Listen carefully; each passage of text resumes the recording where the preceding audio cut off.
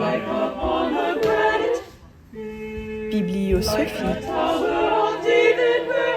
Hello, it is Monday. I'm starting a new vlog. I haven't done this in quite a while. I'm very rusty, and that's kind of why I'm doing it a little bit. I have been quite busy singing. I had a bunch of gigs recently, and that was taking up a fair amount of my focus. I still have two singing projects that are going to take a fair amount of my time and effort this week and next week, but I also really have to get on some other work. In general, I'm quite organized and can kind of keep a lot of information in my brain naturally, and as a result of that, I don't really do the useful work of organizing myself in a functional, habit-based way. I can kind of get away with not doing that work, and I can, but it's just expending a lot of energy that I don't need to expend keeping things in my brain. So I'm gonna try to get back into a habit of keeping a better calendar, keeping track of tasks, having kind of a broader view of the small and large things that I want to accomplish. And that also extends to some of my reading, because I have really felt like I'm all over the map, starting some books, finishing them, sort of, kind of. So this week I'd like to kind of streamline some professional stuff, some personal reading, just a lot of things. I'm gonna teach for a couple of hours, and then I'm gonna practice some music that I'm recording on Thursday. Those are the next few plans. Hi, I'm your boyfriend on a warm Brooklyn weekend. Oh, hello. First off, I gave some blood. It was fun, donated blood, not like tested. I was told I have very beautiful veins, which is not the first time I've heard that, so felt pretty good about myself. It's a gorgeous day, which also has put me in a really good mood. I figured I would tell you what I've been reading recently. I started on Sunday Olivia Laing's newest book, The Garden Against Time, which came out just last week. I've been extremely excited for this release because I love Olivia Laing. If you watch this channel, you have definitely heard me talk about Laing's books. I've read all of them. And so yeah, I'm a completionist in that realm, and I definitely was going to pick this one up. This is about gardens. Laing is at least partially an avid gardener. It is centered around a garden that they were working on, especially during the pandemic, but it's also, as every Laing joint tends to be, the kind of premise for talking about the cultural significance and artistic significance of a specific topic, in this case, gardens, paradise, Eden, gardens as a social construct, as a positive haven, but also the political implications of gardens and land, and trying to find a haven away from society, etc., etc. Unsurprisingly, Derek Jarman comes up.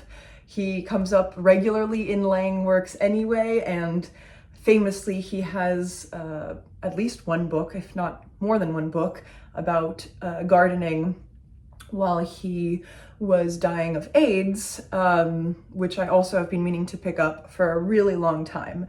So I think that will probably push me to finally do that.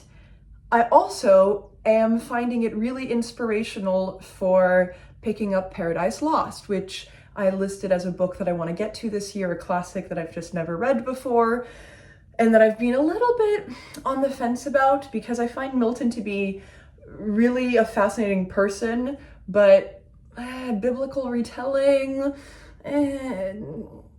weird British dude, I don't know. There are some barriers for me, and this is sort of de-dramatizing that. I know that a lot of people love Paradise Lost and find it to be not just an interesting, beautiful book, but also a weird one. So I think it will appeal to me, and I'm kind of comforted that this probably will be the case.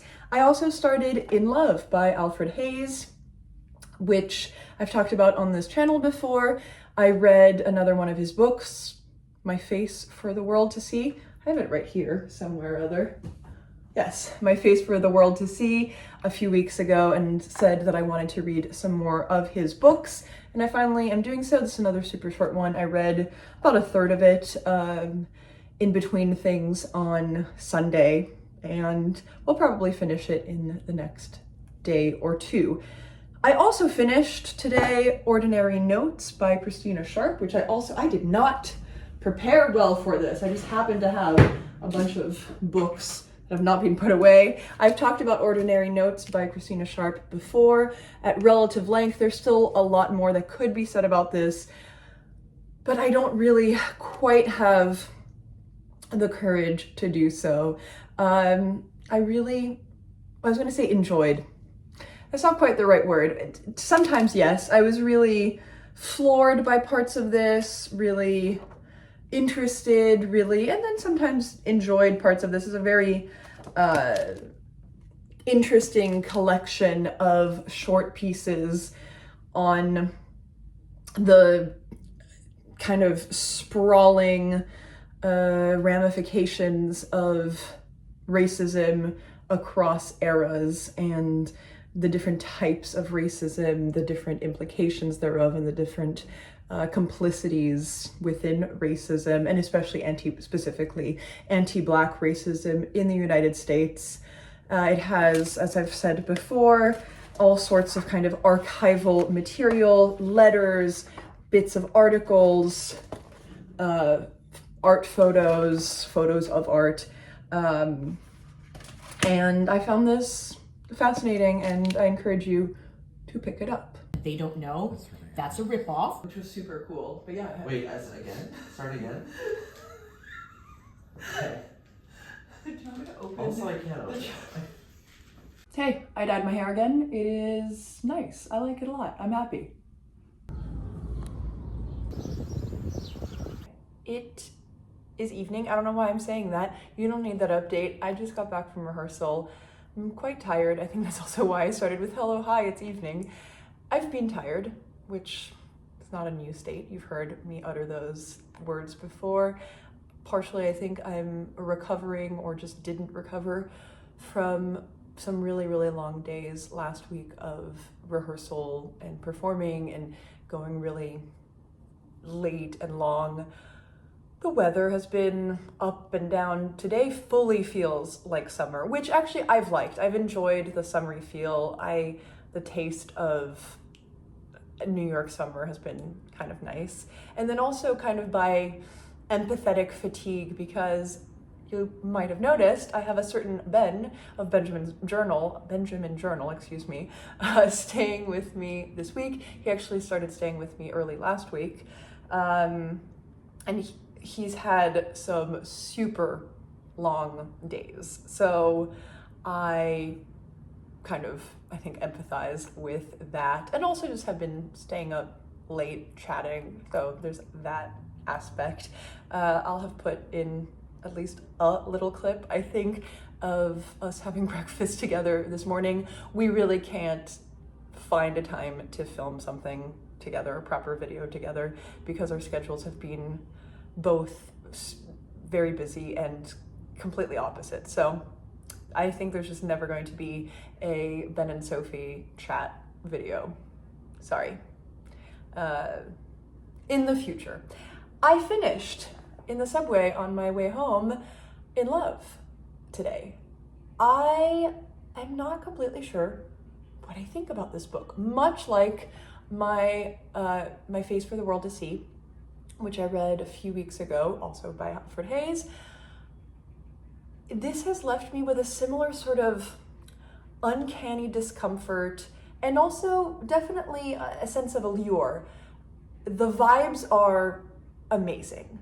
My Face for the World to See takes place in Hollywood in the 50s, and this takes place in New York. Actually, the specific year is, I think, unspecified, but it came out in 1953, and it feels like it is, a post-World War II New York, or maybe even aspects of the 20s or 30s, but it's definitely a bygone sort of era, which is described really lushly and in detail. These sorts of things that just do not exist. The orange juice cart, and just you can imagine. I think the intro to this book mentions Edward Hopper paintings, and yeah, you can just sort of picture this bygone New York in these pages, and so that is really, really appealing and interesting. And then also, this book is sort of makes me sort of topsy-turvy. In it, we have another protagonist, I think the same protagonist as the narrator of the previous book that I read, an Alfred Hayes type, an author, and he is recounting his love affair with a younger woman, his unsuccessful love affair with a younger woman, and kind of how that relationship devolved in a lot of bathos, actually. And so we've got kind of a love triangle. We have his character who's unable to commit, unable to sort of see that he's in love until he's jealous because she starts something with somebody else. Faithfulness, faithlessness, jealousy, discrepancy in age and class and status and power amidst all three of them. So that also is definitely ripe for discomfort because there's some really weird power dynamics between the characters. But on top of that discomfort of, I think I just really don't like this character. I can't quite break away from him either. And even the storytelling is difficult to parse out. There's a very sort of stream of consciousness narration, and there's some obfuscation, it feels like, to me, of kind of what people are thinking and doing and why, but even what is going on. It's difficult to get a picture of scene to scene in some ways, which is funny because it's at once deeply cinematic and you can sort of see the scope of these characters, you can imagine them in a movie, but also there are ways in which even just kind of how people get from point A to point B is unclear, is kind of shadowy, and that also has thrown me off. So I'm in a weird place of feeling kind of itchy and uncomfortable because of the plot and because of the characters and because of disliking certain aspects of these people and how they're treating each other. But also even just structurally, I feel ungrounded. I think I'm too deep inside his head, maybe? I'm not sure. This is not to say that I dislike the book. I definitely liked the book. I recommend it. I don't love the book as much as some people do. Some people really hold this book in particular as this perfect little gem of a book, and I can't quite love it because there's too much of an alienation that I feel with this world, and I haven't quite figured out how to organize my thoughts about it. So I feel like I'm kind of turning around in circles trying to describe it. We'll see if that clarifies. Chat with me. I'll reach out maybe to a couple people about chatting about the specifics of this book and the other Hayes that I've read, because Anyway, I'm gonna eat some tiny sandwiches that I got at rehearsal, and I think I'm gonna try to go to bed because I have a very long day ahead of me tomorrow. I have a really long recording day, so that actually I have to get myself in order for.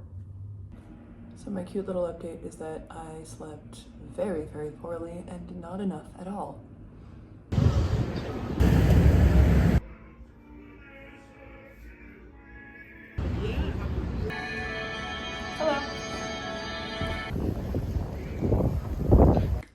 I really broke down and broke apart yesterday evening for a bunch of different reasons. A lot of things that have been roiling inside me and have been really, really difficult. A lot of grief, a lot of loss, obviously, and being lost simultaneously. And that really kind of came to a head in a way that I haven't dealt with yet.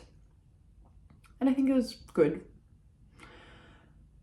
I don't have the courage to talk about Olivia Laing and gardens and other such things. I have a lot of thoughts. I'll try to share them tomorrow. But yeah, today I feel clearer, which is good. I think it was good for me. That's it. Hello, I'm coming to you with wet hair from my late Sunday afternoon wash, because that was the time that I had the courage to wash my hair. Leave a comment if you too really truly loathe washing your hair. Maybe it's because I had a shaved head for a few years and spent many years also just with short hair that wasn't completely shaved off, but oh man, do I hate washing my hair. And I don't even have convoluted hair to wash.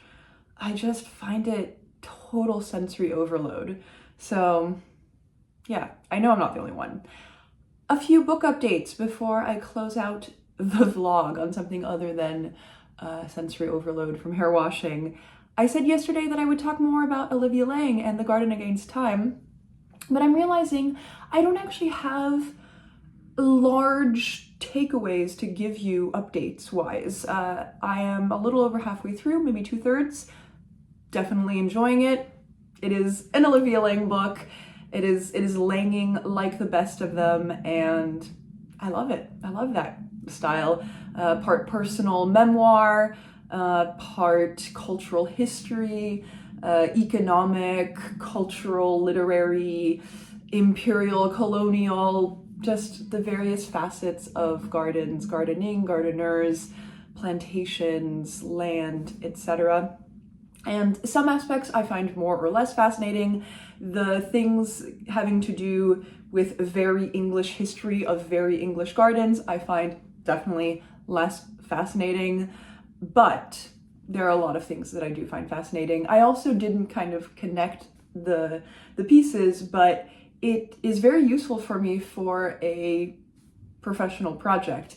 I have a singing and writing project that I have been working on and that I am going to work on a lot more this summer that has to do with Eden, and so this is perfect. I definitely am going to be reading some more garden books and kind of literary garden books. There's more that can be said about gardens. We're very much in a garden moment this week. The Met Gala happened. I was not particularly impressed with it. Some cool frocks. I like style, I like fashion, I like clothing art. I don't like the Met Gala. I find it just too much. I'm just not really impressed with it this year, or kind of any year. It just feels, out of touch. I'm not the first person to say that.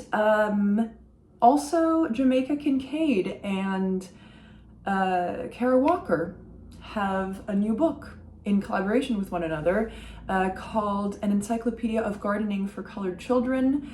They had a conversation with Hilton Als at the New York Public Library. Shout out to Kat for telling me about it a few weeks ago when we hung out, and shout out to the Mild Rumpus for posting a live stream of it.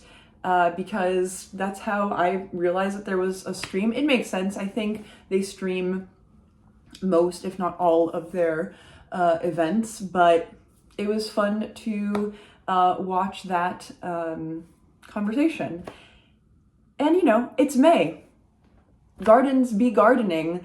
Last Sunday, I also sang a piece by David Laing that isn't specifically about gardens, but has a lot of garden imagery, also kind of paradise Eden type of garden imagery. So that's all being kind of jumbling in my brain. Final update is that I have started All Fours by Miranda July. I'm about halfway through this book and I'm liking it. I have previously said that I haven't been successfully gripped by July's other books, her other novel and her short story collection.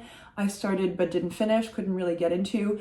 I like Miranda July just kind of overall as a figure, her various contributions in various types of art, but relatively from afar. I have liked her movies, but don't get super into them. And I like this book a lot more than I thought I might. I will definitely finish this. It's a fast read. It is insightful and sensitive and very personal, and it's also kooky. It is also very much Miranda July. It's kind of outre and a little grody in places, and works in a specific kind of realism that has just a little hint of the fantastical. It's technically all physically possible, at least so far, but there's a sort of brand of magical realism to Miranda July in the kind of thought process. But despite those elements, I do find it actually a really grounded, insightful exploration of artistic process and personality, the personality that we have with others, with ourselves, with our work, motherhood, some really beautiful visions of the process of motherhood and mothering, and that very peculiar thing, which is to make another human being and be super attached to them and then disconnected from them. Where does the self exist amidst that? Love and lust and aging, being a body. So I'm really enjoying this. Haha. That's all. I hope, this is out in a couple of days on May 14th, by the way. Yes, so I'm gonna leave it there. I hope you have a good week. I hope I have a good week. It has been quite a roller coaster ride. I was looking back through footage from previous days and you really got to see me go up and down and all around, which I think is very often the case with me. But this spring has been rough, really rough on me. So some good days, some bad days. Gros bisous.